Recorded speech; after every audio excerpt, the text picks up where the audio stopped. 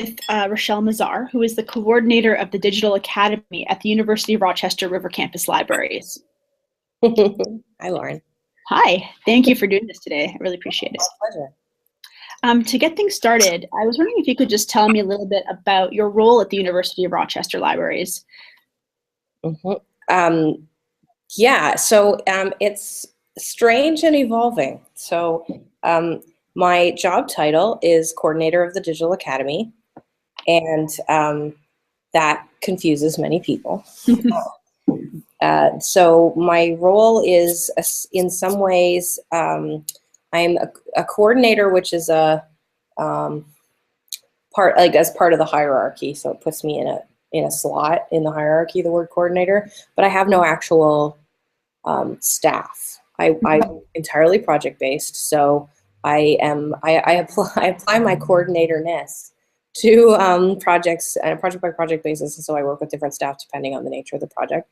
So the Digital Academy part was, I'm here largely to help the River Campus Libraries apply digital methods, tools, thinking, even just ethos of the way that online communities and online tools sort of function into our work. And so sometimes that is very straightforward, and it's about staff training and just bringing tools to the attention of people who should be where they would fit, to where that, making that that work. But on the other side, it's just things like there's some very current ways of thinking that inform the way services run and the way that we approach events, the way that we approach needs. So that whole piece too, which is a little harder to pin down.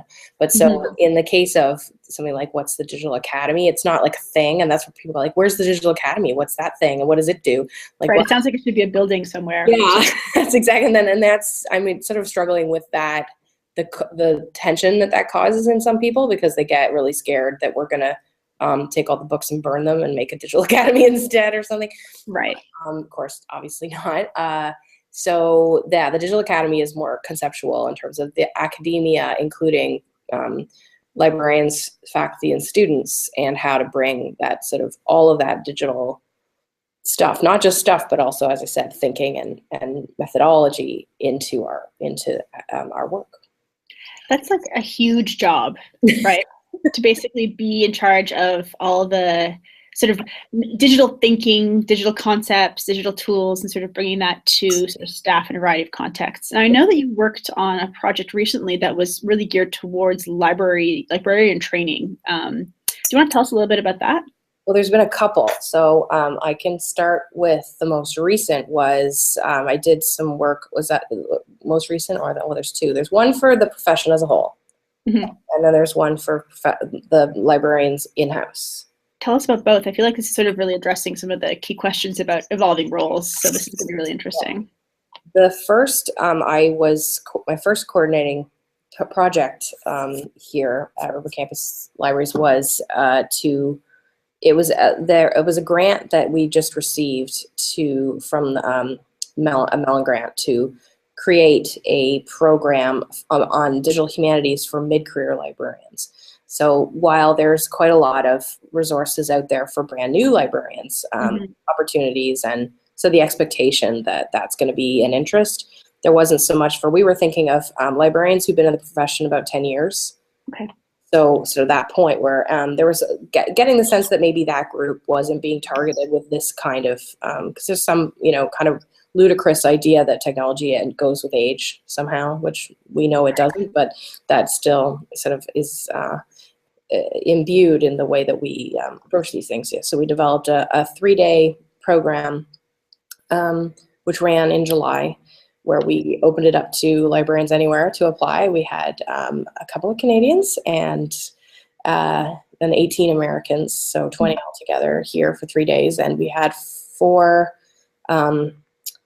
fellows who are they're postdocs in digital humanities, doing digital humanities. That's really interesting. So it's like a mixture of the DH people and librarians coming together to look at tools.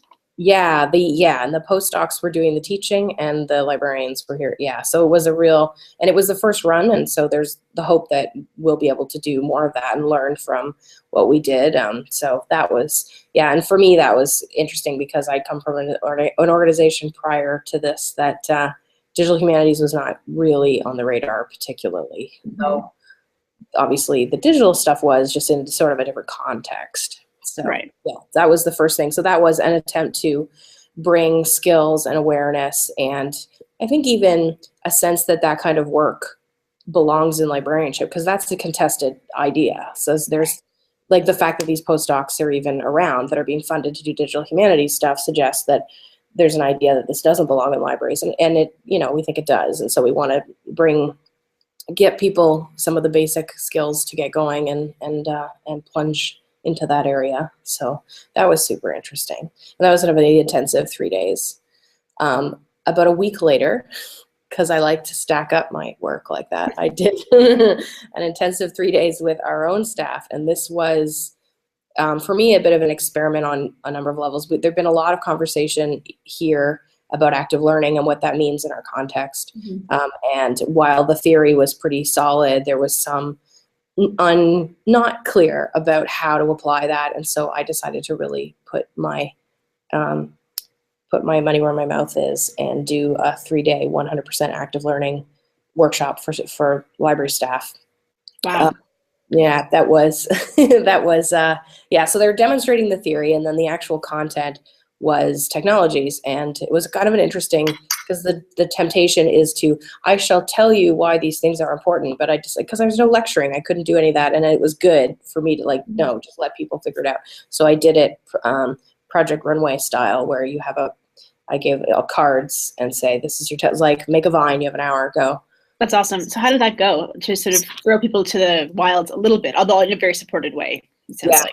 Yeah, it was amazing, and it was better than I expected. And I thought that I was going to do a first run at that and then take stock, and then figure out how to make it better. And it was just stupendous. I couldn't believe. And actually, what's wonderful, it's probably the first time, because I've been doing staff development for a long time, and I think this is the first time that the results were so immediate and so obvious and so long lasting. So, because now we're into October, end of October, and it's still in the air, and people are using the tools that and they're immediately able to converse on a different level. So I think, letting them do things on their own and to figure things out on their own was really empowering for them. So, and it demonstrated the active learning at the same time. So that's great. Yeah, that was like holistic kind of package you put together. Yeah. And it was, of course, as anybody who's done any active learning knows, it's a tremendous amount of pre-work that the leader of this thing does. And then once it's running, you just have to let it go and just, right. But yeah, it was way less chaotic than I was anticipating. The staff naturally formed groups to work on stuff together. And I had some IT staff with me to sort of do support as on a moment by moment basis. But yeah, it was a lot of fun. It was great. That's awesome. Do something like it again. It sounds like a really fun 3 days, really. Yeah. From what you've described here, I mean, your job really seems designed to address some of the specific ways in which the role of the librarian is changing. And so given that and all the sort of work that you've done very recently, what do you think are some key skills that librarians should develop?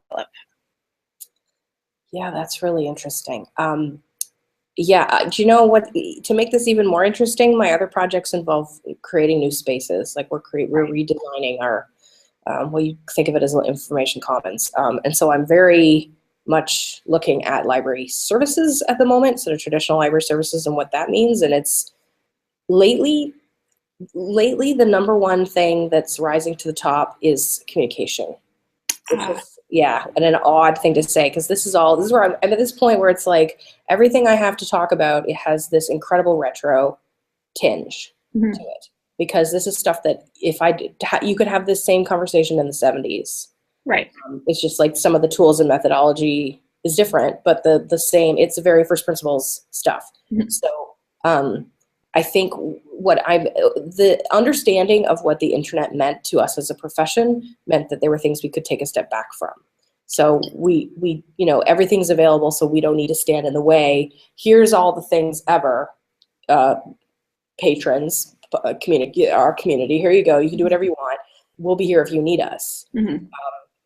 So yeah, we're now starting to talk more about what it means to communicate proactively in this kind of a world, which sort of our model is still just in case you need me, I'll be here. And this is where we want to do a bit more. Here's what you need to know right now. And now, of course, where in the 70s, there was lots of stuff and you needed to be pointed to it because it wasn't easily findable. Now everything's available, but that means nothing looks available. Although you doesn't know what you actually need, right? What's going to actually solve your problem. Yeah, so we're kind of like come full circle and back to, so it's sort of now, how do we talk to faculty? How do we make sure faculty know what they need to know from us without overwhelming them with information? You know? Right. How do a fine balance there around like showcasing expertise, but giving people not more than they need.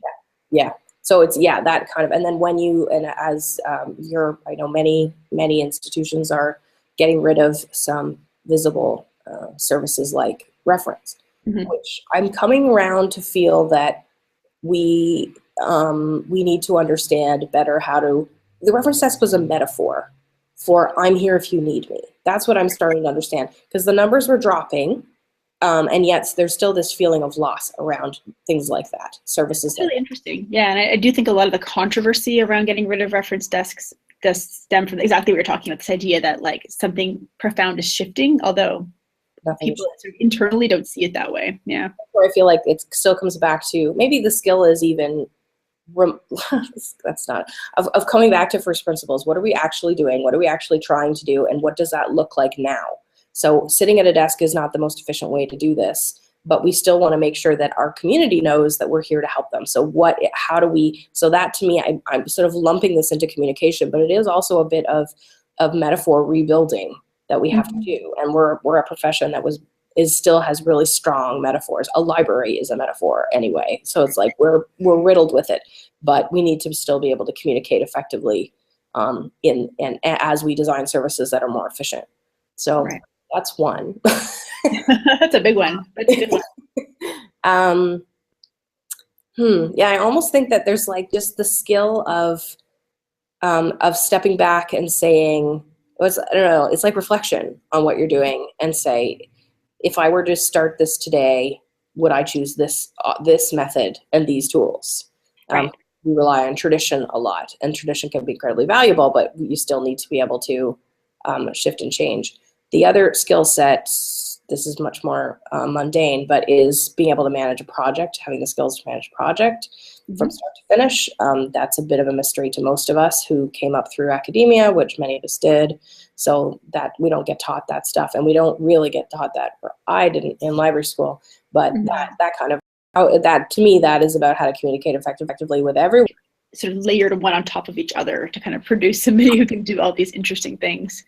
I mean, with that in mind, I wonder, like, what are the things that you think people need to maybe unlearn or relearn? I wonder if some of these are the same things that you've already listed.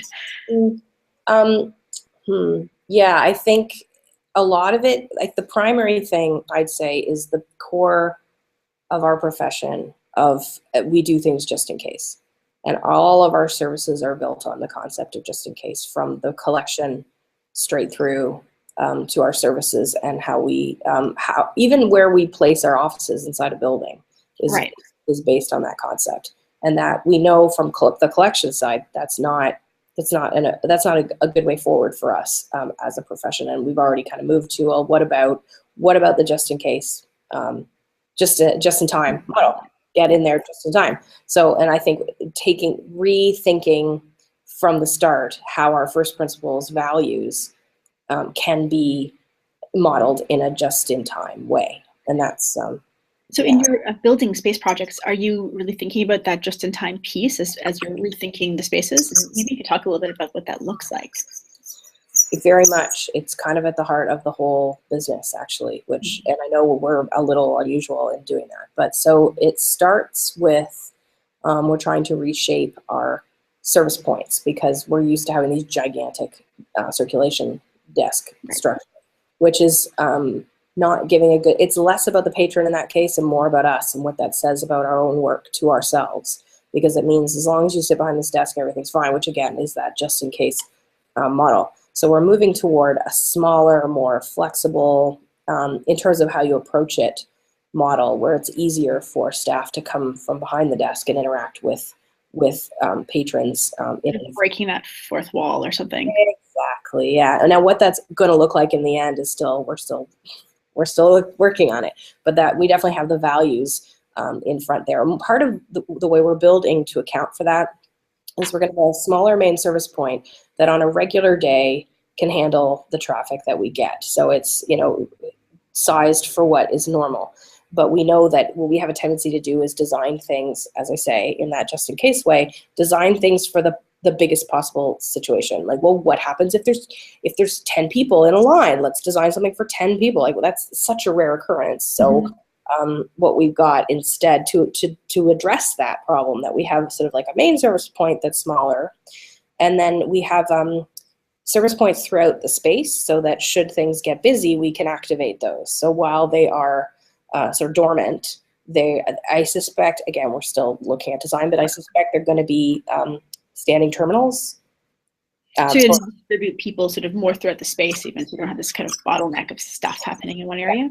Yeah, and only when needed. So they'll be public computing until we need to convert them into a service point, essentially, and then they will then we'll be able to handle bigger crowds of, and to do more that way. So that's one way we're trying to be a little more flexible and account for changing services that way. The other is, we're building in consultation space so that librarians who can reach out and make appointments with or block out time, like office hour type, I suppose, time with specific classes, and can meet in a public place as opposed to going back behind an office and sit and wait. Right. So we're building in space to account for consultation in the space, which also, if we're not using, is available for students to use.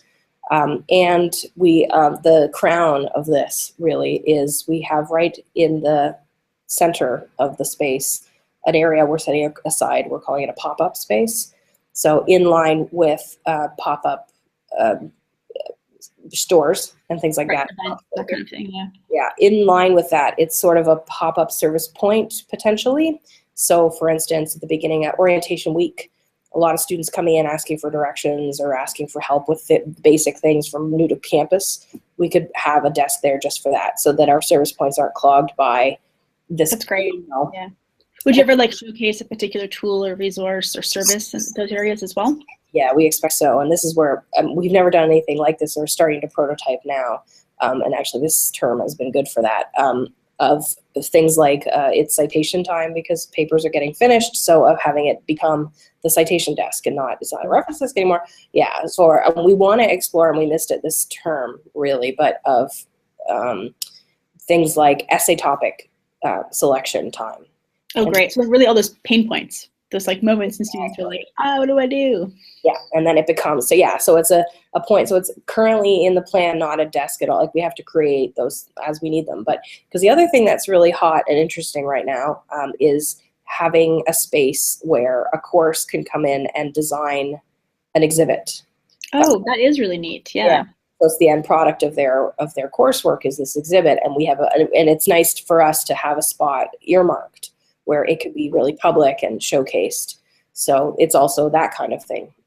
So yeah, that's kind of what we're planning for. So that I'd say is the real shining star of our attempt to really be, to use our knowledge about what happens during an academic year, which we tend to pretend we tend to not use that knowledge. We gain it over years as we understand what's happening in the year, and now we want to put that knowledge to use. Right, but I can also see some of the knowledge even just from working with staff and other librarians about how people learn, how they can kind of understand how to use tools and spaces and all that kind of stuff, sort of all in this larger project. That's really interesting. I mean, until now I'm wondering, how did you get to this point, right? What kind of skills and talents did you bring to the job when you first started? What did you need to learn? What did you need to unlearn? How did you get to this point? Oh man, yeah, I've always had weird jobs. So I think because I come from an instructional technology background, and I think that was really interesting because everyone sees it as a technology job when that was a faculty services job. Right, and there's a big distinction there. There really is. And I think we focus so much, like, and I guess this is something we all, you know, as a culture, we're exceptional about technology, and we think that if it's technology, it's different than everything else. And so I know my job is very, very flexible right now. So when I show that I have an ability in an area, then that's a new thing that's on my, on my docket. So, I've been ending up looking at services and delivery of services a lot, which is really in keeping with what I did in my background was. So it started out with technology that gives you the experience of designing and creating and implementing services, and then to be able to sort of come in and say, how can we, and I guess because in that case, our task, we had no access to things like a reference desk or the traditional things that you expect to have.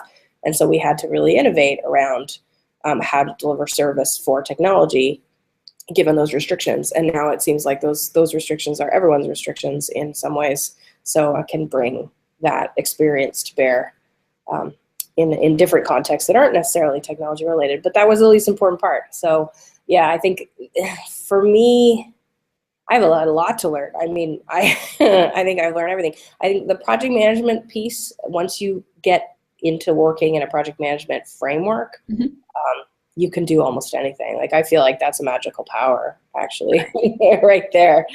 So it's applicable to a brand new context that is, I think, maybe even makes you more confident in taking on something or agreeing to doing something when you have never done anything like it before, because at least you have a framework to get things done and get things done successfully. Yeah, I think a lot of people trusted me to try and do crazy things. So I was lucky enough in that to be able to demonstrate. But yeah, weirdly, I think the technology side was both a hindrance and an advantage. I think that's really interesting, because I think we see that reproduced across different kinds of institutions in different ways, where in some places technology jobs are really siloed. So I'm wondering on what your thoughts are between that kind of division that seems to be erected within the profession around, you know, to call them real librarians and technology librarians. I know it's sort of a terrible, we hear this sort of a lot repeated throughout sort of more like anecdotal kind of conversations, or even sometimes in some of the literature. So, I mean, will the changing roles of librarians mean that we're all going to become tech librarians? Are we all already tech librarians? I'm just wondering sort of what you see around this sort of funny debate that's kind of emerged, or funny division that's emerged. I think I'm increasingly understanding, and I think I always kind of felt this way, and now it seems so obvious, that the technology is so, see, like when you ask me about what people should learn, what librarians should learn, the last thing I'm going to say is tools. Right. Because we learn the tools we need when we need them, and obviously we have to know how to learn. That's an important thing we need to be able to do. But the technology itself is no different than any other resource that we share and use. So that piece, yeah, that's not a useful category. But it remains one. So we got to break that one down. So yeah, you do still end up with your social media librarian in a corner. Right. When in reality, I guess it is a matter of, I think that the thing now is to return to those first principles and understand what those things are doing instead of what tools they employ to do it. So, right. You know, so what do you think about job titles that are tied to specific technologies? Oh man.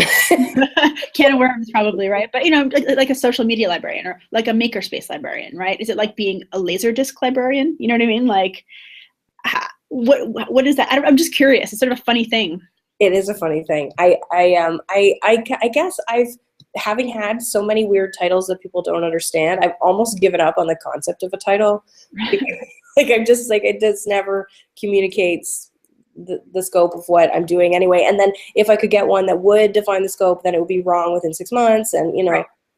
But yeah, the makerspace one is a good example, because now that's another one that we definitely feel like, well, yeah, you have to do that separately because it's unique again, and it's a special case. But I suspect the same thing would be true, that, oh, actually, this is about designing a service and an approachability for something that is new to people. And so it's like the same, which you would say the same thing if you were to say there's a new resource available. Like you just, one is acceptable and as a thing that we do, and the other is new and shiny. But maybe we have to do that. Maybe we have to give titles to shiny things to make sure that they fit.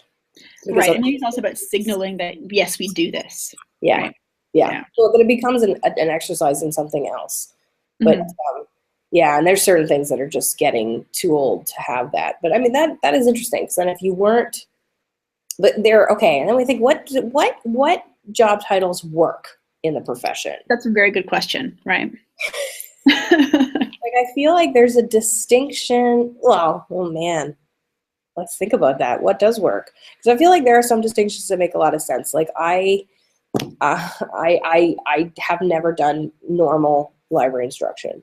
Right. So if somebody comes up to me tomorrow, which they might do, and say, I would also argue that you do a lot of instruction, a lot of library instruction, period. Right. And this whole idea of normal and not normal, doesn't it just reproduce the same real librarian, tech librarian divide? Well, here's like, if somebody came up to me and said, "We need you to do a session on the catalog, right, about copyright," I would be flummoxed because I would have to go and research all that in order to do it. But that's what you do. I get that.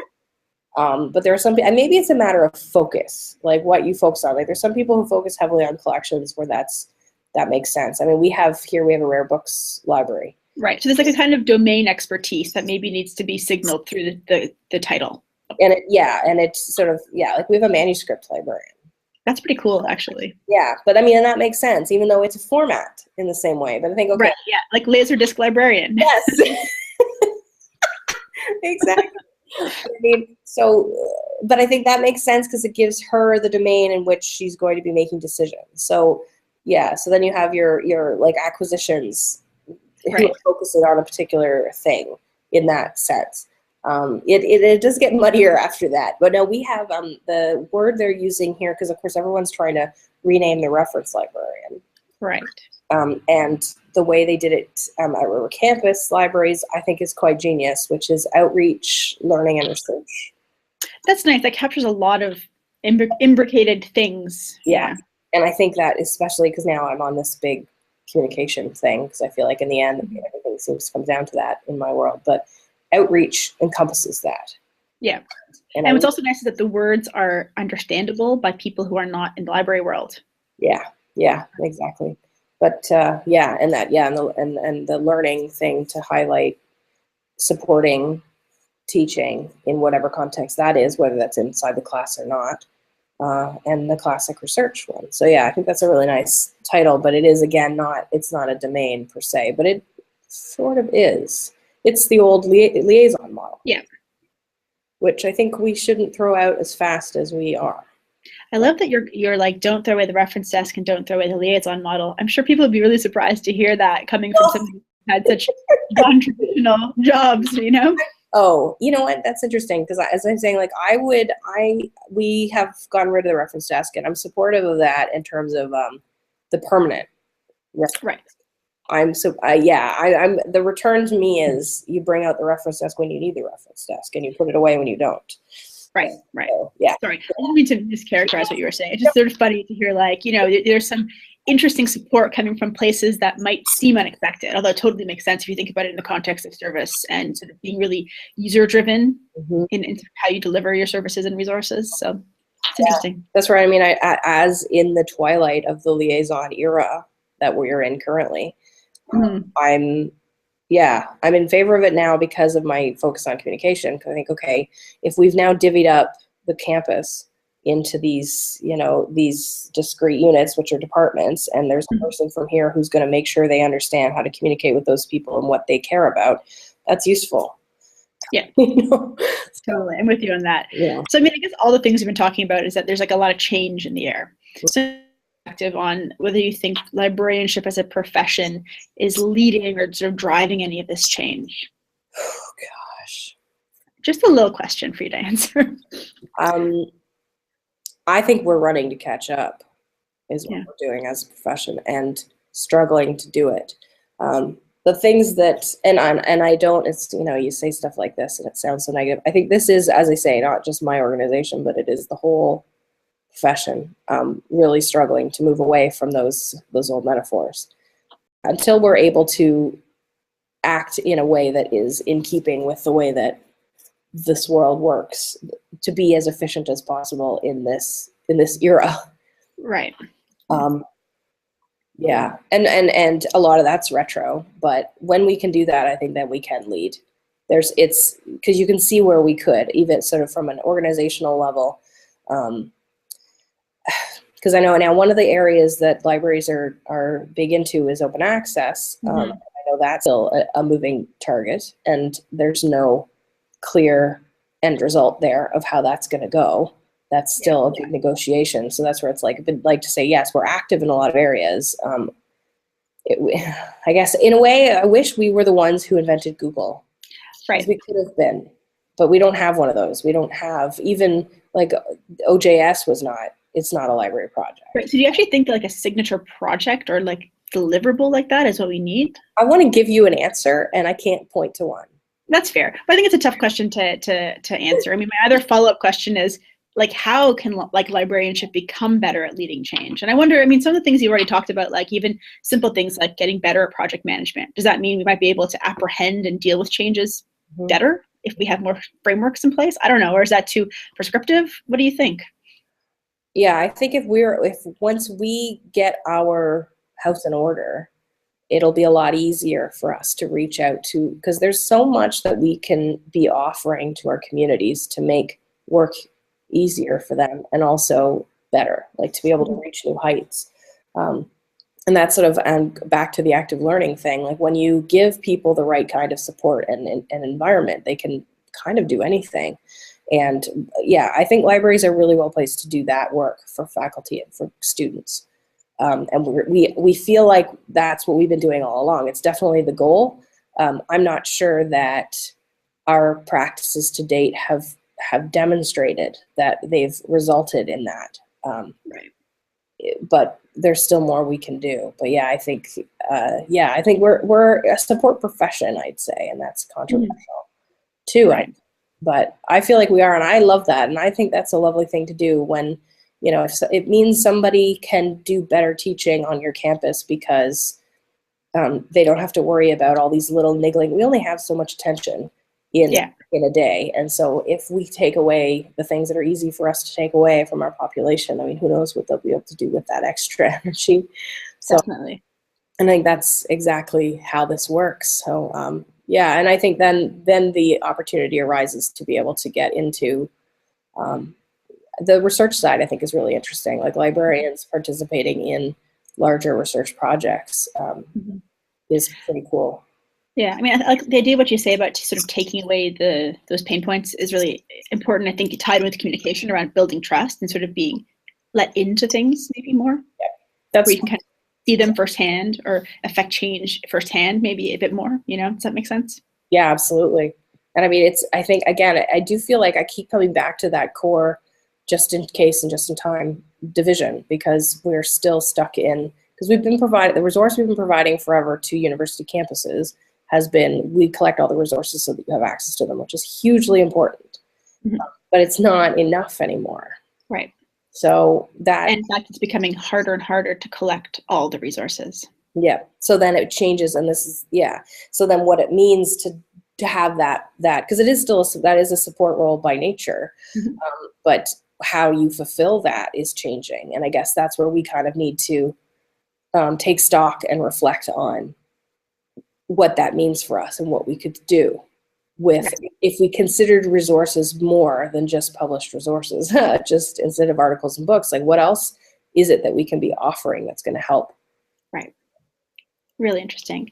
So, I mean, my next question is sort of thinking about this idea of sort of leading change, leading generally. How can librarians as a profession or sort of as individuals, how can we become better leaders, period? Isn't that interesting? I think I've been reading about confidence lately, and I would say as a whole, we're not a particularly confident profession. Right. So I would say in terms of leadership, we need to let go of the perfectionism and experiment and try and explore, and that all of these things, as opposed to, I think the feeling is that it's going to make us look like we don't know things. That's our fear. We always want to be seen as super expert. Right. But that is like a shift towards learning in the open. Oh, that's nicely put. Yeah, I think that's exactly it.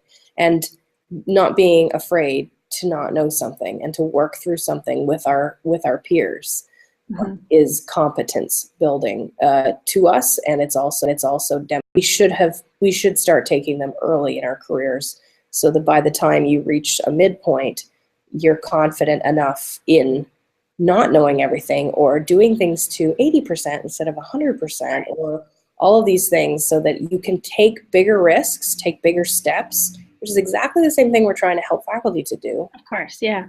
But that, I think, when you are more, the confidence piece makes it a lot easier. The other thing, and I've been thinking about this one a lot lately, and this is probably just a human thing, but the willingness or to target when you see an activity that needs somebody to take control of it or take responsibility for that, is to step up.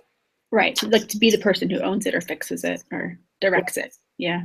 Like if I could make that a value in the profession of we step up, Mm-hmm. and I think that is in us. Like I think it's in our first principles of we take a problem and we see it through to the end.